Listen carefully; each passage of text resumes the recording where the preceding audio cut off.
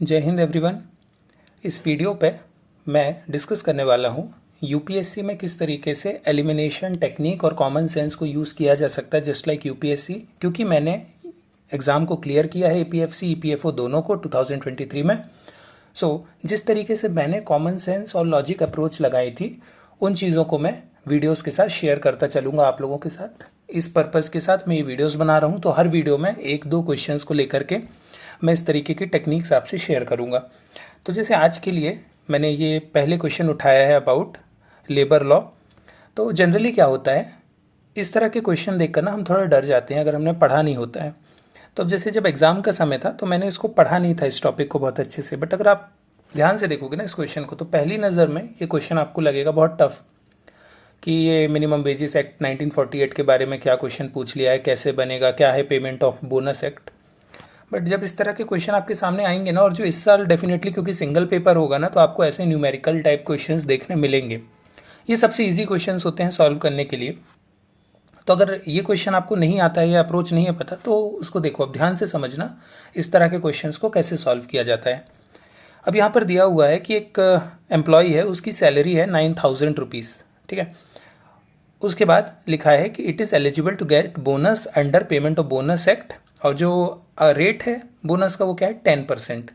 तो हमें सिंपल क्या करना है, 9,000 का 10% निकालना है जो होता है 900।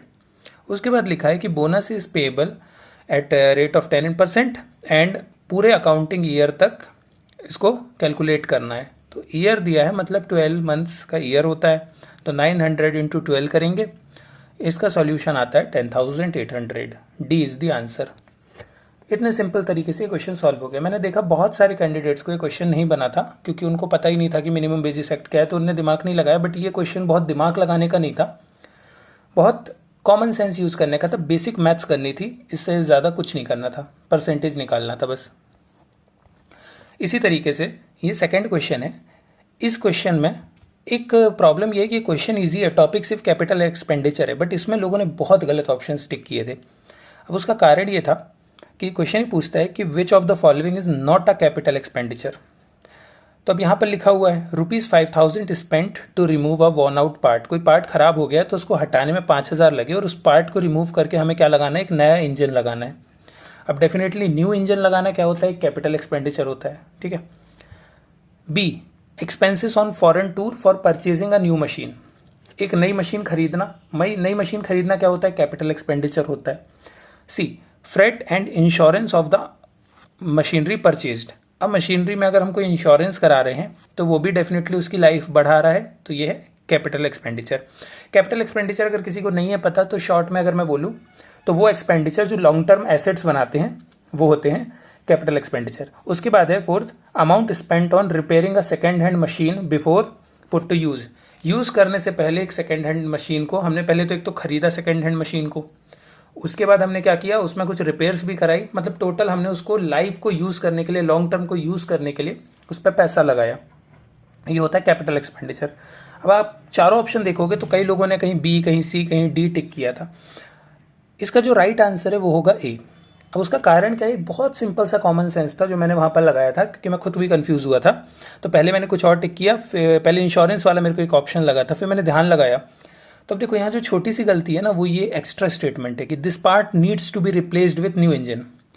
भाई कोई मशीन ख़राब हो गई है, उसको निकलवा के हटाने के लिए हमको 5,000 रुपये और खर्च करना पड़ा, तो ये हमारे लिए कोई एसेट नहीं बना रही है, लाइबिलिटी बना रहा है। और दूसरा, इसमें लिखा है कि उसको रिप्लेस करना पड़ेगा न्यू इंजन से, ये नहीं लिखा है कि रिप्लेस कर दिया है।